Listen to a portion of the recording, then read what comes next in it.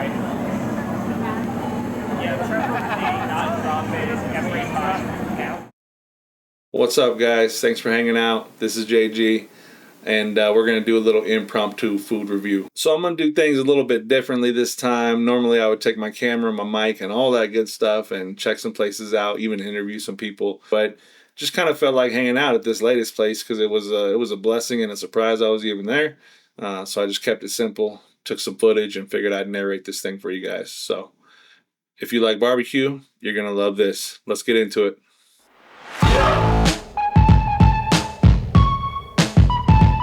So I was on a recent trip and got stranded, which sometimes I guess doesn't sound like a good thing, right? A little frustrating. People in the airport, all my fellow travelers were definitely super upset, with the delay upon delay upon delay, which led to a cancellation. You got it? You got it?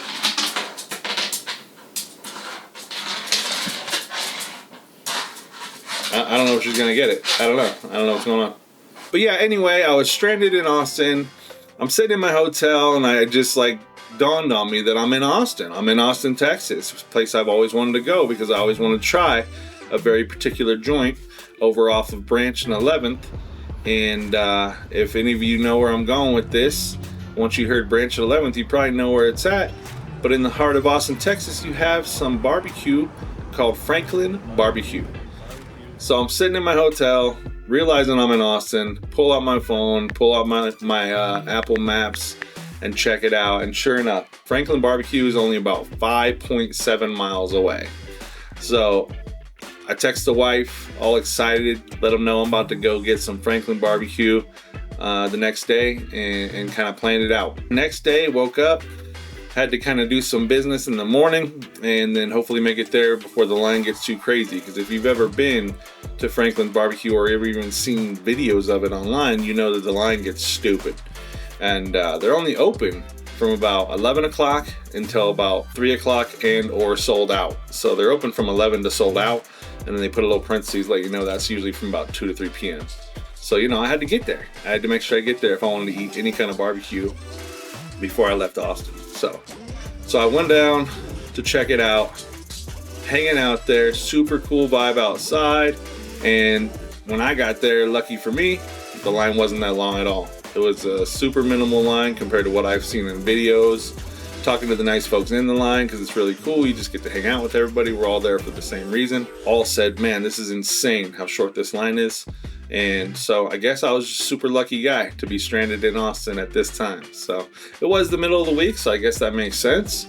But yeah, I waited in line for outside, maybe about, 15 minutes, maybe at max. And then once I got inside, super cool. Very cool vibe. You got paper on the wall, butcher paper that shows, the menu. Which was likely the old menu or something, who knows, back in the day whenever Franklin just had a food truck running his thing. Probably used to do things like that, throw it up on butcher paper. A lot of cool stuff on the wall, all of his accolades and whatnot for Franklin Barbecue. Overall, just a bunch of people in there having a good time.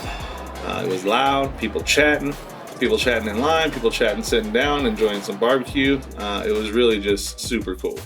So I wanted to taste a little bit of everything. I don't know about you guys, but if I'm going to go to the place that I wanted to go not all my life, but all my barbecue life, I want to taste it all. I want to taste everything. So I walked up to the guy at the counter, slicing up ribs as I walked up.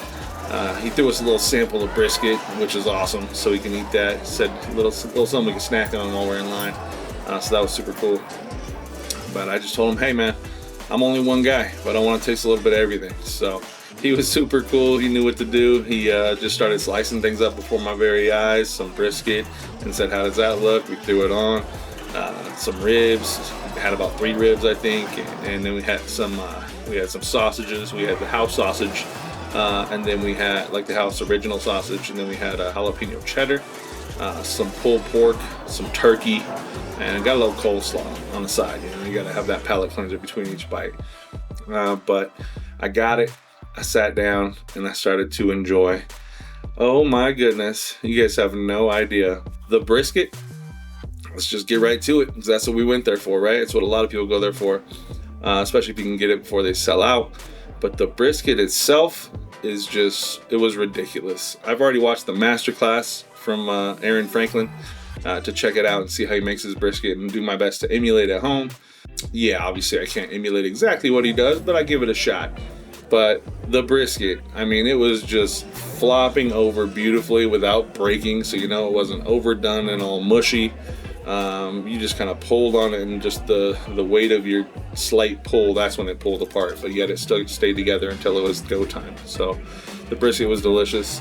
It just had this simple flavor, and that's what Aaron Franklin's all about, simple flavor. He does salt, he does pepper, and that's it. That's how he seasons his brisket. It had this beautiful saltiness, like not overly salty, but you certainly could taste the salt whenever you hit that bark, that good bark that it had on it. It was delicious. It was so good. The sausages, you know, it's pretty hard to mess up a sausage, but you could definitely go past that point whenever you heat that up way too much and you get that wrinkled, deflated kind of sausage. But not this one. No, the sausages were so good. The pulled pork was delicious. I went and grabbed some sauces. They had some vinegar, spicy, original, and then espresso sauce. That one was especially good. I feel like the espresso just kind of gave it this deeper richness to the barbecue sauce itself. So it was probably like a deeper, richer version of the original, in my opinion. I didn't try the spicy. I already had a jalapeno cheddar sausage, so I just rocked the vinegar, the original, and the espresso. All three delicious. But I used that to dip my turkey in too. Not that it needed it. The turkey was moist. It was smoky without being crazy smoky. I mean, it was tender. It was delicious.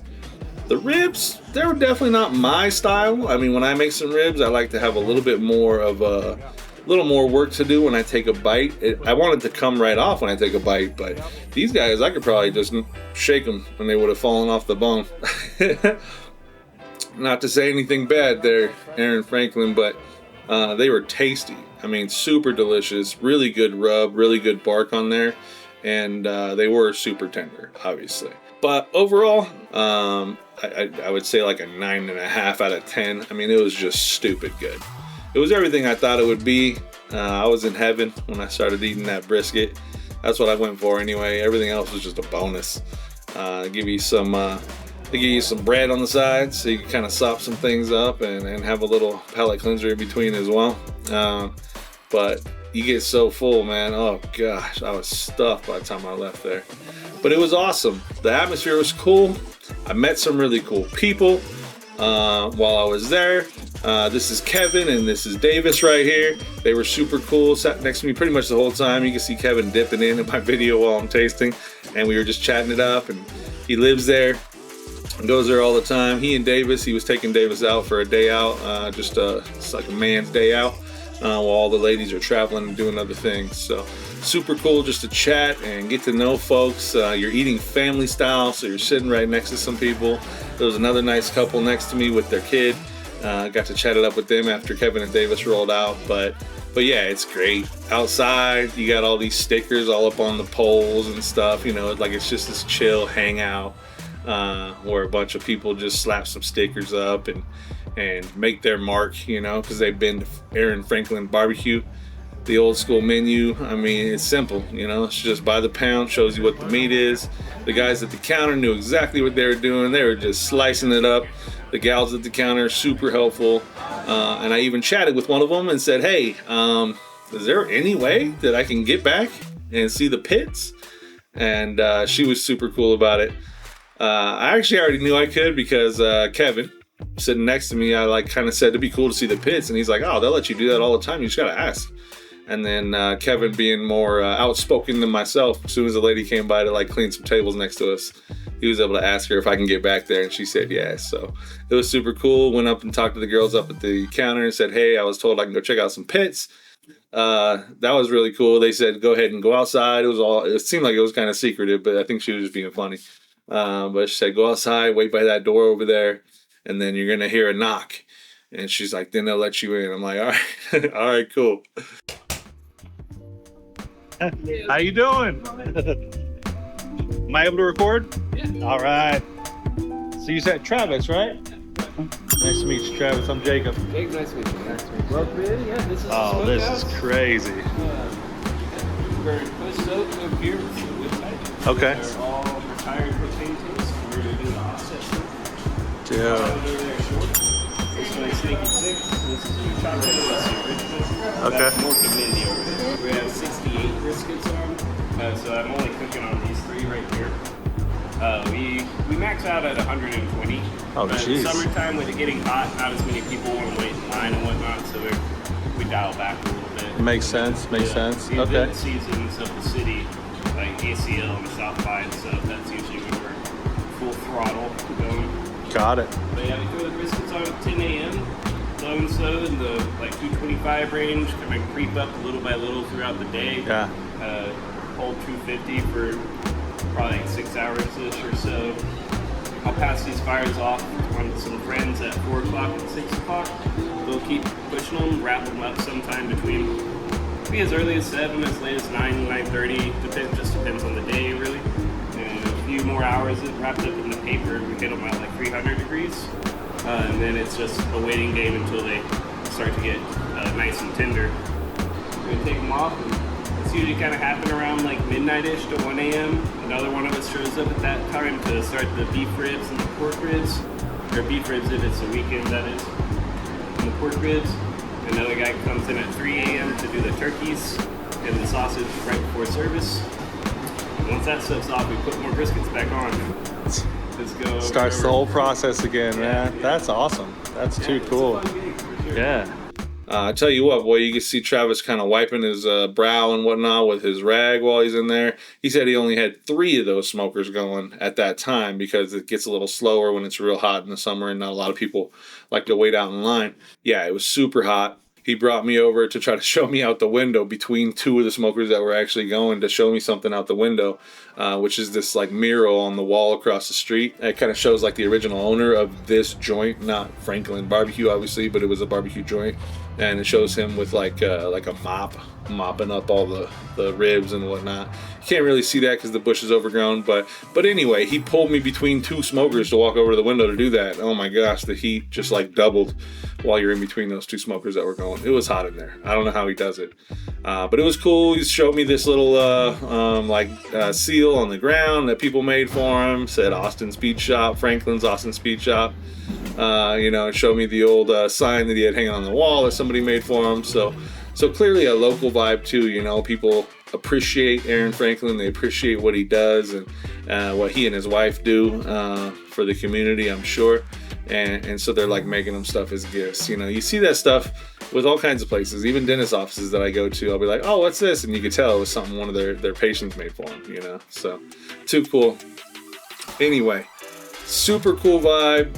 So happy I could make it and do this little impromptu food review for you guys because it was so good. I knew it would be good. I've always wanted to go. Thought eventually I was going to make a trip, which I probably still will, with my wife to go like spend time in Austin and check out all the barbecue, because there's always like good competition going on, good healthy competition. Who's got the best barbecue? But this is one place I would have wanted to go hands down. So the fact that I can make it was just a super, super cool blessing. But seriously, thank you guys for joining me. I hope this was super cool and I was able to show you a little bit. I tried to get as much footage as I could over at Franklin Barbecue and just give you my experience and check it out and see how it was. Check you guys later.